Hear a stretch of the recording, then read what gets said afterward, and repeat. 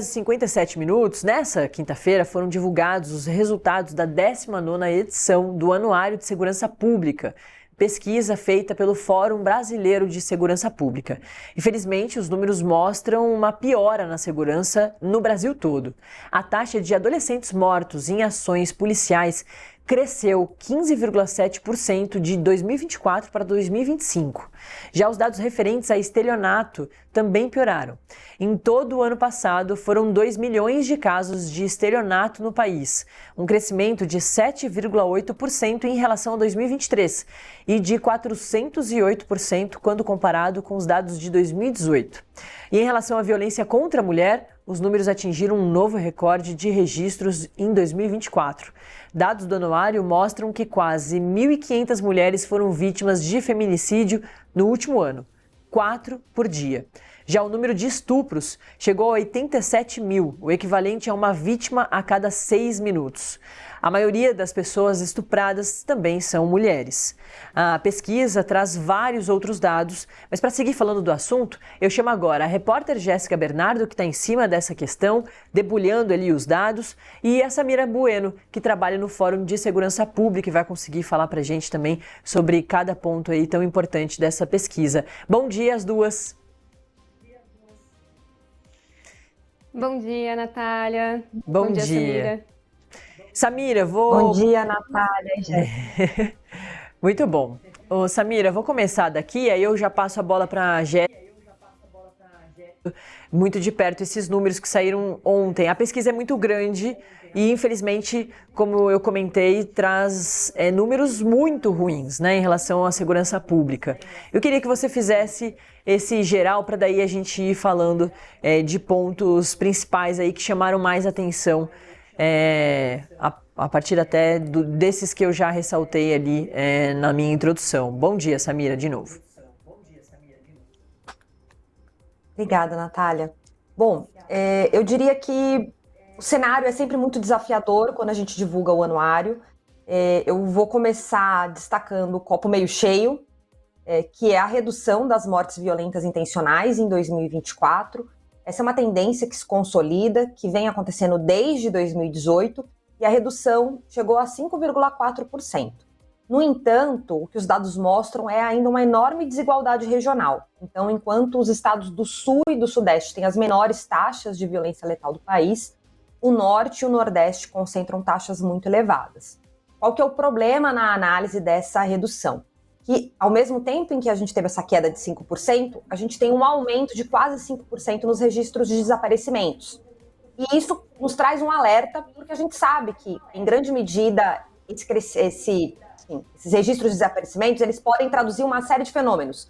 Vai desde o desaparecimento voluntário, uma pessoa que decide cortar laços com conhecidos, familiares, sequestros de pessoas, de crianças, de adolescentes, mas também uma prática que é muito utilizada pelo crime organizado, que é o do desaparecimento forçado, né, os cemitérios clandestinos, então execuções que são seguidas do descarte de corpos em valas e cemitérios clandestinos. Como a gente vive um momento de expansão desses grupos criminosos, né, PCC e Comando Vermelho, que passam a atuar em território nacional e em parceria com outros grupos locais, a gente está falando que, infelizmente, essa análise da redução da violência letal, ela precisa ser matizada à luz dessa informação, de que o crescimento dos registros de desaparecimentos pode, na verdade, revelar aí que parte desses homicídios, na verdade, estão escondidos numa estatística de desaparecimentos, e o que é muito triste e desesperador, né, para as famílias, olha, porque se já é muito difícil você enterrar um familiar, um ente querido que é vítima da violência, que dirá quando você não tem esse fechamento desse capítulo. Você sabe que essa pessoa provavelmente foi assassinada, mas você não tem um corpo para enterrar.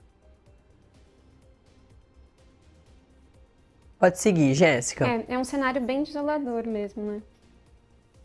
E além desses desaparecimentos, uma questão que chama atenção também, Samira, e eu queria te perguntar sobre isso, porque, desculpe, especialmente aqui em São Paulo, a gente viu muito isso acontecer nesse último ano, que foi o aumento da letalidade policial, né? Então a gente fala de uma redução das mortes violentas como um todo no país, você ressaltou isso, que é um indicador positivo, mas a letalidade policial ainda chama muita atenção. Então eu até separei aqui um dado, no caso de São Paulo o aumento foi de 61% nos casos, né? Isso muito puxado pelas operações da Polícia Militar, especialmente na Baixada Santista. Eu queria que você falasse um pouco sobre esses dados e de que forma que eles podem alertar aí para uma preocupação nesse caso, e também sobre as cidades em que a gente tem números, índices de letalidade policial que muitas vezes, inclusive, chegam a ultrapassar as mortes, né? São mais da metade das mortes por formas violentas intencionais, né? Que é esse indicador que vocês têm, que reúne aí homicídios, enfim, latrocínios e tudo mais. Em algumas cidades esse indicador ele chega a ser maior do que as outras mortes causadas de forma violenta e intencional, né? Ponto muito importante na sua pergunta, Jéssica, que tem a ver com um padrão de uso da força de algumas polícias no Brasil.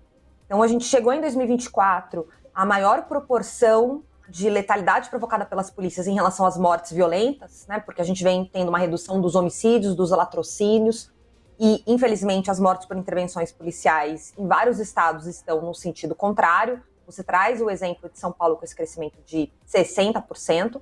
E quando a gente olha, né, antes de falar de São Paulo, que acho que tem um contexto muito específico, quando a gente olha, por exemplo, as 10 cidades mais violentas do país, eu acho que esse padrão de uso da força policial fica muito evidente. Então, primeiro que estão todas no Nordeste, todas vivem conflitos de grupos criminosos, de facções que disputam o controle do tráfico de drogas. E aí a gente tem 3 estados, né? Então, Ceará com 3 cidades, Pernambuco com 2 e Bahia com 5 cidades. Quando a gente olha para o contexto do Ceará e de Pernambuco, a gente percebe que eles vivenciam taxas elevadas por conta desses conflitos muito localizados, normalmente alguma dissidência dentro de algum grupo criminoso, isso ocasiona muitos homicídios, muitas disputas, mas você vê a polícia como parte da solução. Quando a gente olha para a Bahia, a gente percebe que, em média, 1 em cada 4 mortes foi de autoria de agentes do Estado. E aí a polícia é parte do problema, porque ela vem sustentando há muitos anos índices tão elevados de letalidade que em algumas cidades a maioria das mortes, como você mesma destacou, são de autoria de policiais, né? O que, enfim, sobre qualquer indicador e índice relacionado ao uso da força, os padrões internacionais, isso é muito elevado. Em São Paulo, especificamente, a gente precisa lembrar que no ano passado a gente teve a Operação Escudo, Operação Verão, que vitimou muita gente na Baixada Santista, inclusive um aumento do número de policiais mortos, né? Então, São Paulo teve um crescimento das mortes violentas e intencionais no ano passado, apenas 4 estados apresentaram crescimento, São Paulo foi um deles, e São Paulo teve aumento dos latrocínios, das lesões corporais seguidas de morte, dos feminicídios e das mortes por intervenções provocadas pelas polícias. E nesse caso, o crescimento ultrapassou 60%. Então, acho que é um cenário muito preocupante, porque isso se sustenta em 2025, né? Então, São Paulo tem publicações periódicas desses números, o Ministério Público também, além da Secretaria de Segurança, publica esses dados, então a gente percebe que esse número não baixou, então depois desse recorde no ano passado, esses números se sustentam de forma muito elevada. E pior, né, com um certo incentivo político, porque tanto o governador Tarcísio quanto o secretário de Segurança, Guilherme Derrite, sempre fizeram a defesa de uma política de segurança pública violenta, sempre fizeram a defesa da ideia de que bandido bom é bandido morto, queriam acabar com as câmeras corporais. Então, não dá para a gente ignorar o fato de que esse crescimento em São Paulo está intimamente relacionado a uma decisão política sobre qual é o método que esse grupo político entende mais legítimo para o controle do crime. Samira, é uma questão muito alarmante, porque o Brasil é um país continental e a gente sabe que tem diversas regiões que não tem, né, a atenção do governo, não tem a atenção da polícia, não tem, inclusive, muitas vezes a atenção da imprensa. Mas a gente está falando do estado de São Paulo, né, que tem muita atenção de todos esses pontos que eu disse. E mesmo assim, a gente vê esses números muito altos, né? Parece que ignorando todo toda essa tensão, enfim, do resto do país em relação ao estado de São Paulo. Então a gente vê a polícia mais violenta, a gente vê muitas vezes, né, o governo ali não muito atento a essas questões todas, mas a imprensa está ali e mesmo assim os números são muito altos. Isso, Natália, e eu acho que a gente tem episódios recentes que ilustram como isso permanece, como a imprensa está atenta, né, porque senão muitos desses casos não viriam à tona, mas como isso não é capaz de mudar esse estado de coisas, né? A gente tem um episódio recente de um policial civil negro que foi executado enquanto estava trabalhando dentro de uma favela por um policial da Rota, né? Inclusive numa ação que foi defendida pela corporação como uma operação adequada. A gente teve essa semana a divulgação de imagens de uma pessoa em situação de rua que estava rendido e que foi executado pelo policial militar. A gente tem um caso em Paraisópolis recente dos policiais da Rocan, né, que invadem uma casa e as imagens das câmeras corporais mostram que as pessoas já estão rendidas e mesmo assim os policiais atiram. Então é importante a gente ressaltar o quanto isso é abusivo, porque quando a gente fala da letalidade provocada pela polícia, é comum que as pessoas digam, mas quantos eram criminosos, quantos eram inocentes, né? Então assim, é normal que isso acabe gerando uma certa confusão. E aí a gente precisa lembrar que o policial que está ali no dia a dia, na ponta, ele tem um mandato, né, que é concedido pela sociedade para garantia da ordem pública, para manutenção da segurança. E ele pode fazer uso da força. O policial, quando necessário, se precisar, ele vai apertar o gatilho. Por isso que, né, é o que diferencia um policial de um cidadão comum. É por isso que a gente chama a polícia. Mas é evidente que isso precisa ser feito dentro, né, de determinadas condições de razoabilidade, de proporcionalidade, seguindo não só a legislação brasileira, mas os tratados internacionais. Então, quando a gente percebe que esses números eles estão muito além do esperado, porque os conflitos, né, o que eles chamam das resistências, elas vão ocorrer. Então, é natural que, eventualmente, esses casos aconteçam. Mas quando isso passa a ser um padrão, e a gente começa a assistir, né, imagens se disseminando nos veículos de imprensa, no WhatsApp, nas redes sociais, que mostram que os policiais estão infringindo a lei, estão executando pessoas já rendidas porque eles acham que eles podem, a gente está legitimando não só um desvio que significa um homicídio, uma execução sumária, mas a gente está legitimando um desvio que muitas vezes vai culminar na corrupção, na formação de milícias, né? Qual que é a história das milícias no Rio de Janeiro? Qual que é a história dos esquadrões da morte? A gente está falando de policiais que normalmente atuam como justiceiros, que começam a se corromper e acabam se organizando em grupos criminosos, propriamente ditos. Então, o controle das polícias é essencial. Se a gente quer combater o crime organizado, e acho que uma das coisas que o anuário revela esse ano é que o crime organizado é hoje, sem dúvida, o maior desafio que o Brasil enfrenta, a gente precisa garantir o controle das polícias, porque, do contrário, a gente vai não só continuar estimulando a formação desses grupos, dessas facções, como normalmente são chamadas, mas lidando com o aumento dessas milícias que são formadas por agentes estatais. E Samira, uma das questões que a Natália trouxe, inclusive na abertura aqui da nossa conversa, e que me chamou atenção nesses dados desse ano, foi o aumento dessas mortes entre adolescentes, né? Que é um público muito específico, a gente está falando de crianças, na verdade, né? A gente pode ser claro aqui, um grupo ainda que está se desenvolvendo e que teve um aumento de mortes violentas e teve um aumento de mortes também provocadas por policiais, né? Uns dados aqui, o aumento no caso das mortes pela polícia de 15,7%, isso em todo o país, né? Não falando especialmente de São Paulo, nesse caso, no Brasil como um todo. Por que você acha que esses dados estão crescendo? O que eles podem dizer sobre a forma como a gente tem encarado essa faixa etária, né? Como tem olhado a segurança pública, inclusive, para essas crianças e adolescentes do nosso país?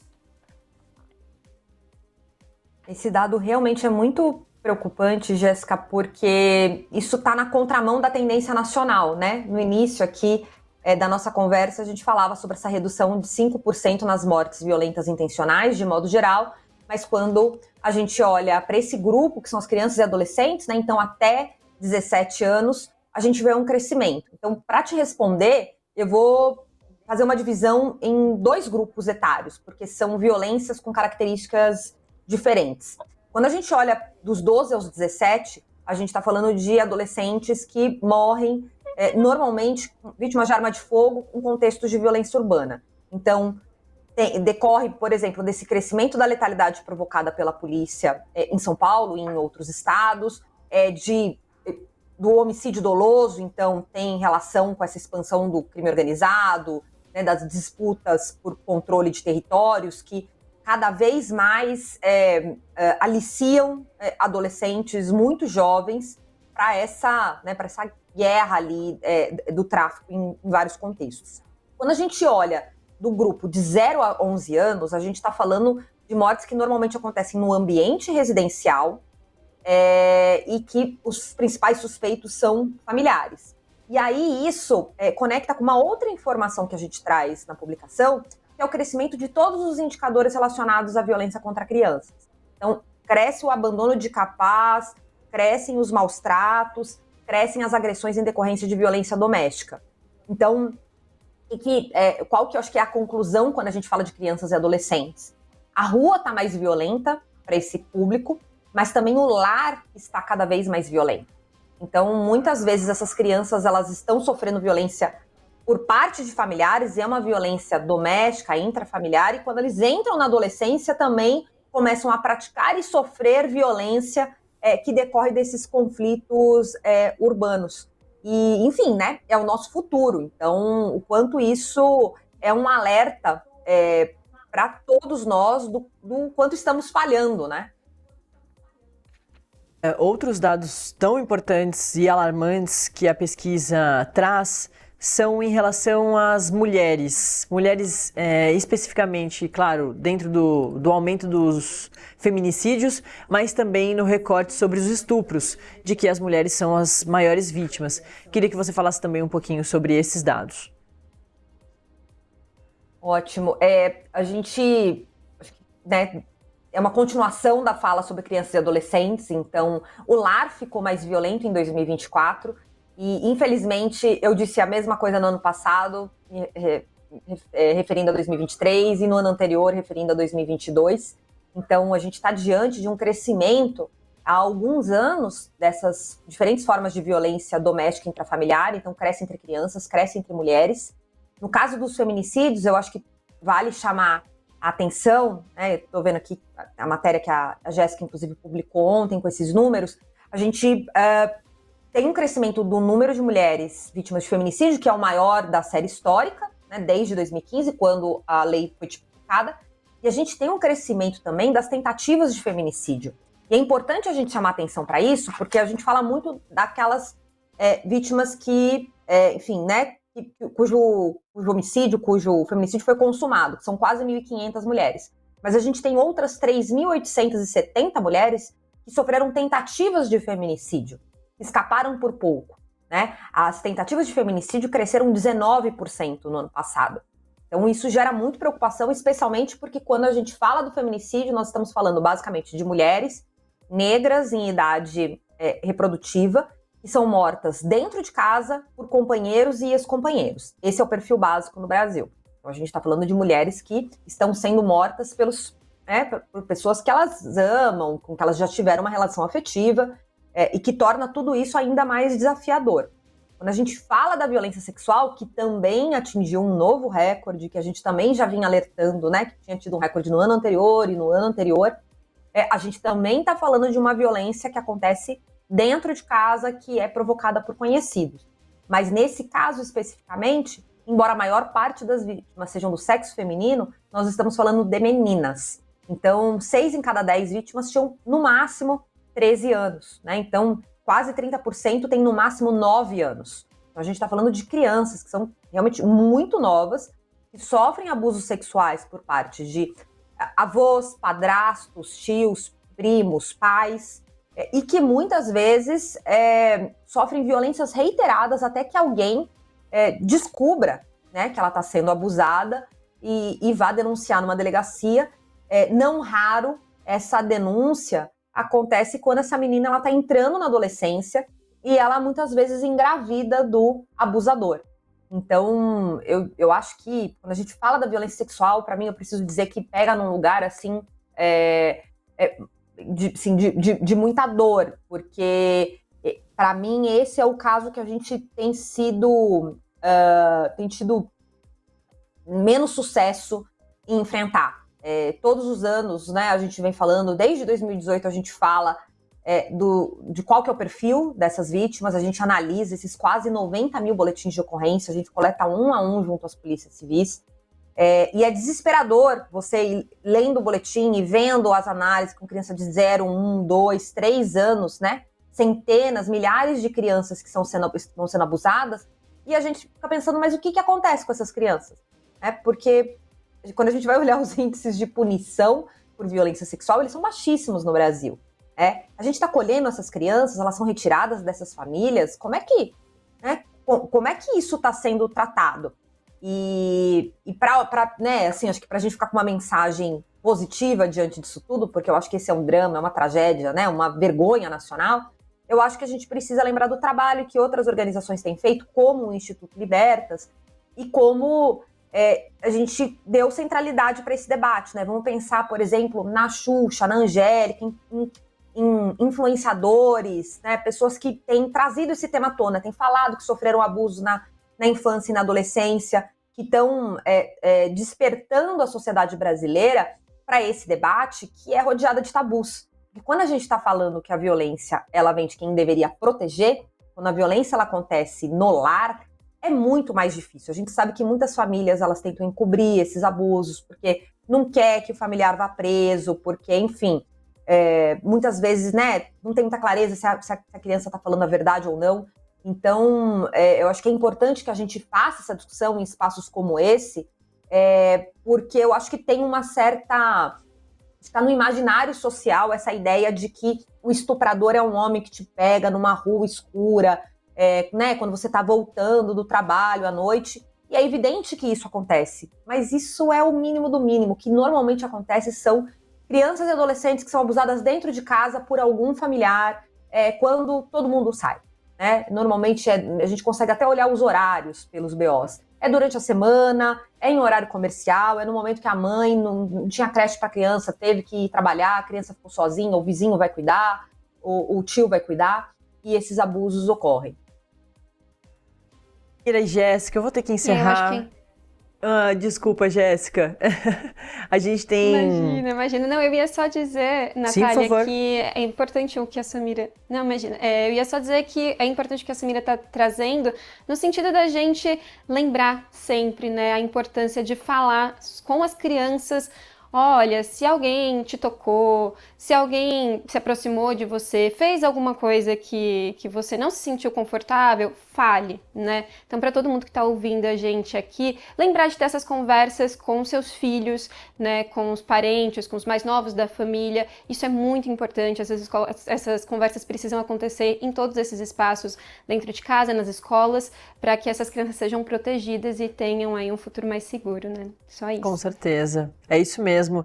Jéssica Bernardo, nossa repórter da redação do Metrópolis em São Paulo, que vem olhando para esses dados tão importantes que a gente precisa, sim, ficar muito em alerta. Jéssica, muito obrigada, viu? Obrigada, Natália. Obrigada, Samira, também.